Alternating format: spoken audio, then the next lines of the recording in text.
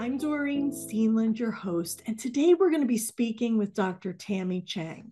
Why don't we just jump in and let's define boundaries for our medical peeps?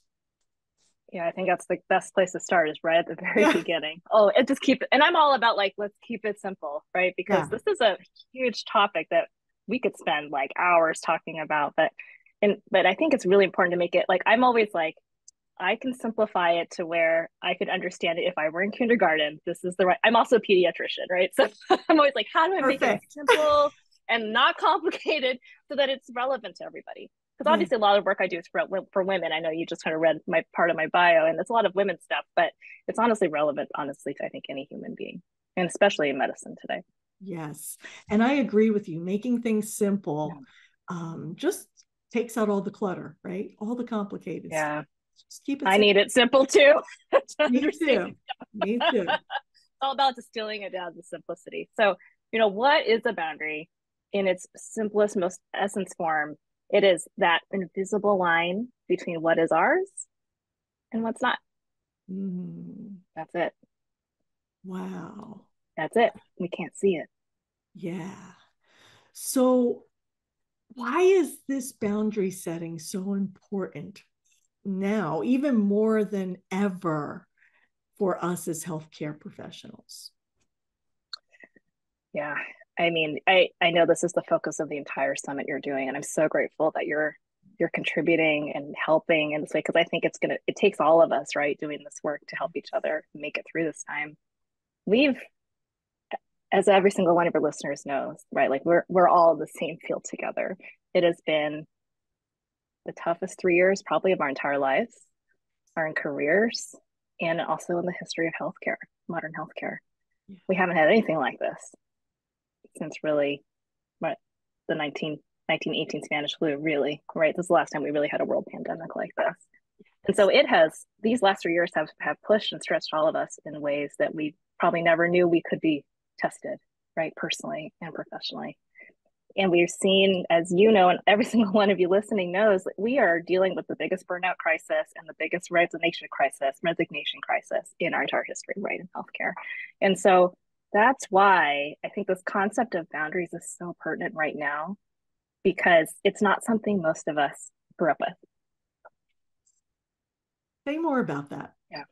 Yeah. It didn't exist as a real define. I actually did a lot of research, right? Because I've written a book on this and I write a lot about all this stuff. And I'd like to know the research. I always want to know the data so Yeah. that I can present like the facts, right, to everyone else. So they don't have to go looking for all the data too.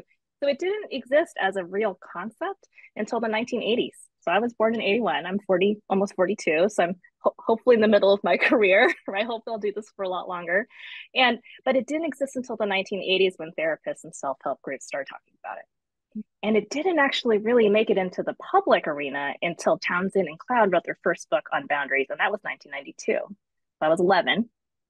And if you think about it, most of us today were adults, right? We've probably maybe were born before that period or during that time or after, and we've grown up during that time. But the reality is that the no one else around us probably grew up with it either, right? And the reality is it didn't really exist as a concept until the 1980s, 1990s. And so most of us didn't have great role models um, ourselves as when we were growing up during that time. Yeah. So we didn't really learn it. And many people don't know how to put the rubber to the road, basically, when it comes to setting boundaries in your career. So, why is this so hard for us? I think the reality is that our medical culture doesn't really embrace this concept very well. And Hmm. it's just not part of what our culture is. It's not how we were trained. In fact, it's completely the opposite. I'm speaking as a physician, but I know this is relevant to any role, right, in healthcare, because the vast majority of us come into this field with a deep sense of calling, right? There's a meaning and a service and a purpose to. There's a sense of altruism, like we're here to because we want to help other people. We could have done any job, right? We could work in any industry, and yet we chose healthcare for a reason. So there's something about us that's drawn to helping others in some way, some shape or form. And so that's already innate to us. And then we've got a culture where it's always about the patient, right? It's always about what more could we do? Like we always want to go the extra mile. Like I feel like that's the phrase we always heard. It was always like everything is about the patient. What like if this were your family member, how would you want them to be treated? Right. And then we're like, oh, of course I'm gonna say yes to everything. I'm not gonna say no. Like that's my it's as if they were my family member, right? And so that was how we were trained since we were teenagers. I mean, I was a pre-med student, right? I'm 20, 21. I started med school at 22. So it's just part of who we are growing up, and it's the culture we're surrounded by. And it's just not, we hear a lot about like professional patient boundaries. That's usually the context in which we hear about it in our medical culture, but we don't hear much about boundaries to protect the caregiver. So those of us who actually take care of patients. Yeah, I agree. It Yeah, I'm is curious your something. thoughts too. Yeah, I Yeah. agree. I think it is something that is part of us, not only as healthcare providers, but especially as women. I think we have a really hard time drawing a line where we stop and someone else begins. Yeah. And so, if you were going to give us some steps to take to identify when a boundary should be set and how this all plays out, let's just jump in and Yeah. tackle this. How do we even start? Yeah, where do you Where, start? where do you even start? I think that's the hardest part, right? In general, I know you coach so many high achieving professionals, and it's Yes. hardest. It's just overwhelming. Like it's this big thing. I'm always like, let's keep it simple, right? Start with one thing. I imagine you do this with your clients too. I think one thing that is missing from a lot of our education today, and it's starting to make it at least into the physician medical training. So I hope it's making it into other realms too. And I think it certainly is in nursing too, but it's this concept of what are our personal values, right? Yes. Being really clear. And I know that we hear about this a lot, but like, when's the last time every single one of you who's listening has spent the time, taken a good, like, an hour to sit there and even journal about what's most important to me? You, not like me, not me, but you, right? Like, it's not about what anyone else says. It's really ultimately comes down to you and your beliefs and your values and what's most important to you, what's non negotiable for you, what you can't live without, right? If something's not being honored, and it's like we're furious, right? We don't know why we're so upset. Maybe we're having an emotionally charged response to something. It often there's a value of ours that's not being honored, right? That can make us furious. Also, we can feel really despondent and sad and exhausted, and it feels like burnout, right, to us, or even sometimes the feelings of depression or dysthymia. And it might be that our top values, our core values, are not being honored too, like the Mhm. things that bring us joy, that bring us meaning in our lives. And so I always encourage everyone, we spend a lot of time, like just think about what's most important to you. You can Google values list, right? And you're going to come up with like hundreds and hundreds and thousands of lists. I mean, you could just pick the first one, really, because there's so many, and you'll probably get 100 different just general values. And then I encourage you to just go through and circle all the ones that resonate for you. To start with that, right? I'm sure you do the same thing, similar with your clients. And then we start to eliminate, we Yeah. start to cross the ones off. I'm like, actually, I don't really have to have that one. I could live without it. And then you get all the way down to when you've just got five left. And that sometimes is the hardest thing to get down to those five.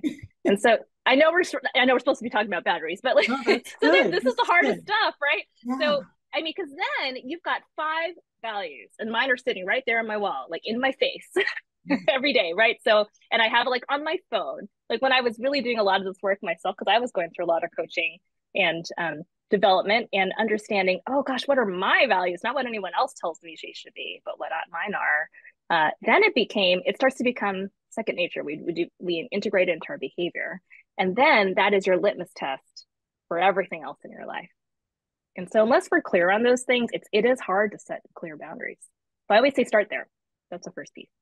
I love it because that is really your why, right? Yeah. When we keep our why in the forefront of everything that we do, it makes it easier to actually follow through with it, right?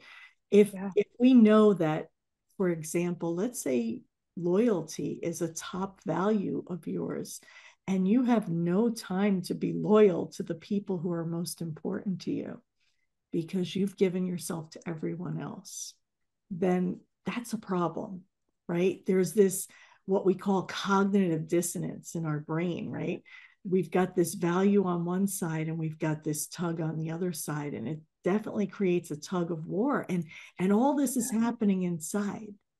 Yeah. Yeah. I love it. Starting with So our start values simple. Starting with first. our values Yes. and the why, right? Just those very simple things. And then we can start to do it even like an inventory or a catalog of your life. So I always suggest let's break your life into like three sections, right? Like let's keep it simple. So we'll do like self. I always start with self because we got to be build self-awareness where we can do honestly we can't set boundaries with anyone else if we're not doing okay on the inside. So you'll start there. So there's the self. There's of course the work bucket, which is a lot of the focus of what we're talking about here today. But then also, so many of us struggle in our personal lives with our families, neighbors, friends, finances, all kinds of stuff, right? That's the home bucket or the outside of personal home bucket. And so then I start working people through, let's identify what's the top three things that are like zapping your energy in each of these areas. Like what's draining you? Or even if you can just identify one thing, let's start with that. And then what we try to do, like for instance, I'll just give an example because sometimes it's like, what are you talking about? So for me, and this is the case for a lot of medical professionals, regardless of our role, there's a whole lot of electronic medical record charting. Oh yeah. That's like a big source of distress for a lot of us, right? If you like take us look at all the different research burnout surveys, it's like the administrative task comes up as the number Mm-hmm. one. So I have to be honest, like I don't love charting either, but it's a part we have to do it. Right? So, but it's something that I in the past used to really drain my energy. So then if I thought, okay, at work, what is like stressing me out the most or burning me out or feeling making me just feel the most exhausted, it might be that. Right? And then I go, okay, that's something where maybe is there an opportunity to set a boundary there? Mm-hmm. And then we can dig into that and think, okay, let's start brainstorming. What are the different things that could make it better? Is it something that I need to do? Like, do I need to change my mindset to it? Because often we can just we change our mindset and then, oh, it's not so bad anymore, which I know is like, so that's the power of coaching, I think, or self awareness. Is it something that a boundary that we need to set with other people? Like, are there a whole lot of distractions in our day where people are coming and bombarding us with phone calls or text messages or pages or whatever? Are we charting in a really noisy, busy space where it's hard to focus? Do we need to set some like literal boundaries there? Do we need a physical boundary, like closing a door, like some very concrete things?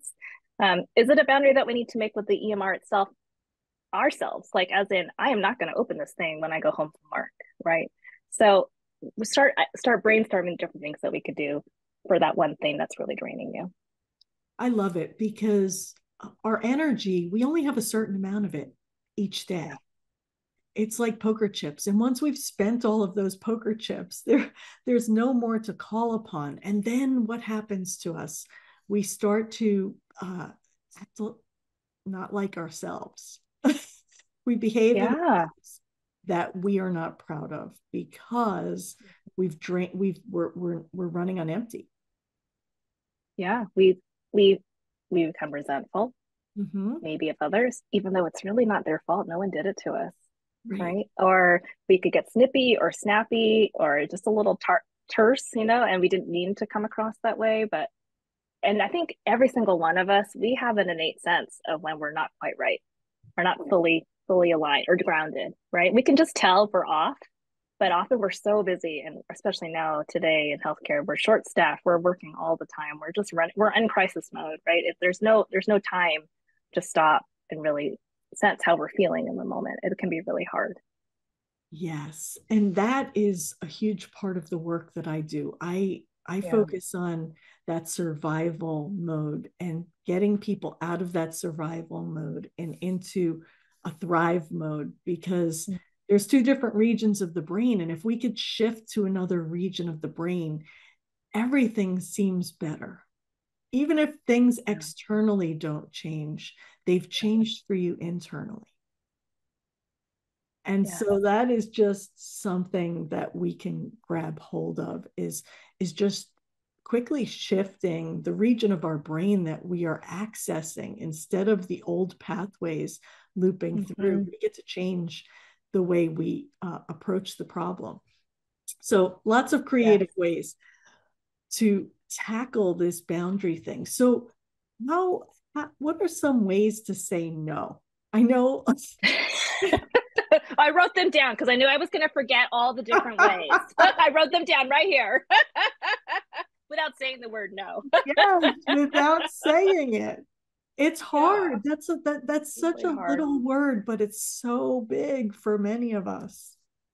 Well, we can talk more about the root cause of why that's so hard in a moment, but we can at least give some examples. And I want to give full credit to my speaking coach, who's Candy. She's like an award-winning, amazing podcaster, musician, singer, songwriter, and communications coach. And her name's Candy O'Terry, and she actually shared some of these with me, and so and given me permission to share with others. And so I just want to share with others because I think they're brilliant, right? Yeah. The concept is there, and we can all take it and use what feels right to us.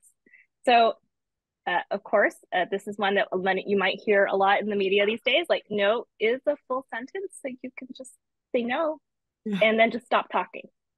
A lot of us, especially as women, when we're really uncomfortable with saying no, we'll say no, and then we give all these excuses and reasons, and we start saying apologizing and saying sorry and blah blah blah, and we talk ourselves out of saying no. And we're like, oh, okay, I'll do it. So just stop talking. It's okay. No is a full sentence, right?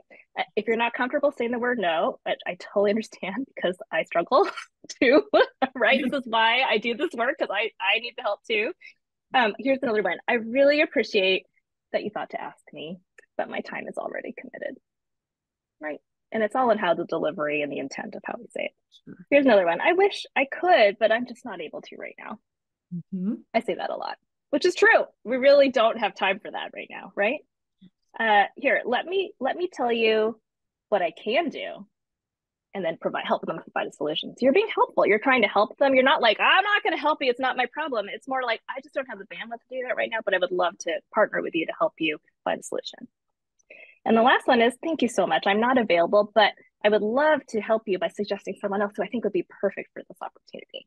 And obviously not dumping work on someone else, but if it's it would be a great opportunity, maybe a really great visibility opportunity or development or growth opportunity for someone else, right? Because we're always looking as leaders to develop those around us and give them opportunities and help lift others up, right? So, I mean, could this be a really great committee to run for someone else who hasn't had a chance to run a committee yet, or have a speaking opportunity, or be interviewed for something? So just there, and I'm technically saying no, right? But so you could use all these things, and I think especially for us as women, we struggle to not help the other person. So, but if you think about it, in many of these different things I said, I was actually still trying to help the other person. It just wasn't me directly doing the work. Yes, I love it. I love it. And so, what I really liked about what you said is that it built upon step one, right, of keeping those values in mind. Because if you're keeping your values at the forefront of your decisions, then you can say no because you know that if you say yes to this one thing, you're saying no to yourself. You're saying no Yeah. to your values. You're saying no to your plans to advance in whatever area you're choosing with your goals. It might also be that one of your values is like caring for yourself, which I hope is high up there for every single one of us. And it might just mean this is the right thing for me right now, right thing for you right now, because this is what I need. I just need some rest. Yeah. And we want you to have the permission to do that because that is not something we're brought up to do or trained to do in medicine. Yes, I love it. So, when you were doing research for your book, did you notice that there were any differences for gender in setting boundaries? There's a lot. There was actually a recent study which came out after I published my book. I still would have put it in there. It came out like the month like later in the same month from Harvard Business Review. It was from Press Ganey. It's a study of women physicians again, and of course my book was women physicians, so it's directly related. But it showed that in all four areas of decompression, which is essentially setting boundaries with work, women scored worse than men. Hmm. All four. No wonder we're so burnt out. It was like disconnecting from work when home, not worrying about work when we're at home, It was like disconnecting from all communications, like email, pager, etc., phone. And it was like there was one other one, but it was like literally we were worse in every category than men. So yeah, What that do was you think's kind of a behind big that? one. What do you think's behind? Yeah. Oh, I think it's socialization of us as women. And what was interesting is that that continued across every age range. Like it didn't matter if women were in their 20s, 30s, 40s, 50s, or 60s. In fact, it was continued across.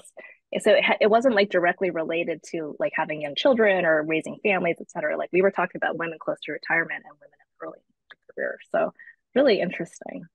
Wow, fascinating. Yeah. So, women are worse at it. We know this to be true. And I was thinking, even when I think I have a really productive day, there's always stuff left to do.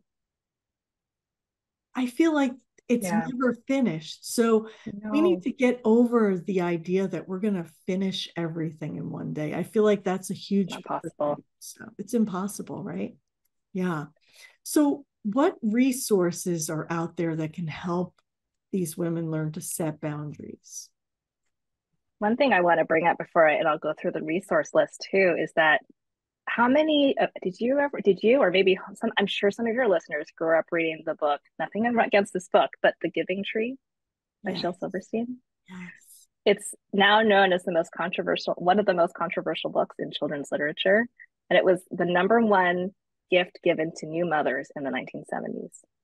So Wow. my mom was a new mother in 1981 and also an immigrant. So that further compounds the complexities of setting boundaries. So the and what happened in that story? I actually bought a copy for myself recently because I hadn't read it in so long. I haven't read, I don't remember exactly. Go ahead. Yeah, it's all about a tree and a little boy. Yeah. And the tree just keeps giving shade, giving fruit to the little boy. The boy continues to grow up further and further. The the end of the story essentially is the tree dies because it's given all of its life to this boy who's now a man, right? And it's like a stump at the end. And that is the message that we gave mothers in the 1970s, at least in the United States. Yeah. Wow. So no wonder I think what I want to end with before we go through resources is that just to give yourself grace, because I try to work on this, like it's that self-compassion piece, the work of Kristen Neff and Chris Germer, which I think is the key, honestly, to so much of what we struggle with, which is to give ourselves the compassion that of course it's hard for us because it's been ingrained since we were born to be givers. And so it's okay to feel really uncomfortable trying to do some of these things. It's in fact it's going to feel really uncomfortable because it's a change, right, from what we're used to and what's innate to us since we were little kids. So just give yourself some grace. Know that even if you're trying to set a boundary and you fail at it, that's okay. You're still trying, right? And there's a way to do it with kindness and compassion and love, with good intent in a way that does not ruin the relationship. In fact, it'll only make the relationship stronger. I love that you said that because I think that that's a cultural thing also that we kind of connect the word no or setting of boundaries as something that has to come with anger, right? And it Yeah. doesn't. We can Like, kind of, no, yes, it can be like, no. well, one of my favorite authors, of course, is Brene Brown. And like, I love her phrase, clear is kind. In Yeah. fact, it's like, it's the kindness we would want. I would like to know if someone else doesn't want to do something. Because I'm not going to make anyone do anything they don't want to do, of course, right? But unless we communicate that to someone else, they're not going to know, Yeah. and they can't help us. Love it. Love it. Great conversation. Well, Dr. Resources. I'm so Oh, sorry. yes, resources. Oh, I know. Resources. I totally jumped in. I was like, we got to talk about the giving tree because it's such. I just think it's such a key piece of why this is so hard for everyone, Yeah. whether we're women or men. So here are some great resources, and of course, I wrote them down somewhere. Here they are. I really, especially for your women readers, if you haven't read Burnout: The Secret to Unlocking the Stress Cycle by the Nagoski sisters, highly recommend. I don't know if that's something you talked about in some of your other interviews. I Okay. love it. It's wonderful, and they have a great sense of humor. I think it really breaks down the physiologic experience of stress and burnout for us, especially as women, and helps us have like tactics to address it. but so well done. And then for those of you who are just getting into boundaries and you're like, what is this? How do I start? Uh, the books by Townsend and Cloud, they have now written like dozens. Mm-hmm. So I went through the list of all the ones they've written. They've of course wrote a generic one for boundaries, but they've also done it for leaders, for marriage and dating, kids, teens, how to do it face to face. So I just highly recommend those. Just check those out. And then I would say the last two, the reason why it often is so hard for us is because often boundaries involve talking with other people, right? The reality, it's like, and it involved difficult conversations. So I am a huge fan of crucial conversations. Obviously, I'm biased because I've done their training, and then difficult conversations. Both of these books, they're excellent. They give you concrete steps and tools. It's not personal. It's not anger. It's like just being clear and kind. So I highly recommend all those books to everyone. Okay, I'm going to add another book. You got me going. Uh, Oh yeah, what do you recommend? Yeah, I Terry want to hear. I learn Cole too. wrote Boundary Boss by Terry Cole. I got It to write that down. is phenomenal. I might find Really a pen. great book. Write that one down. Terry Boss, Terry Cole, Terry Cole. Terry Cole, and it's called Mm-hmm. Boundary Boss.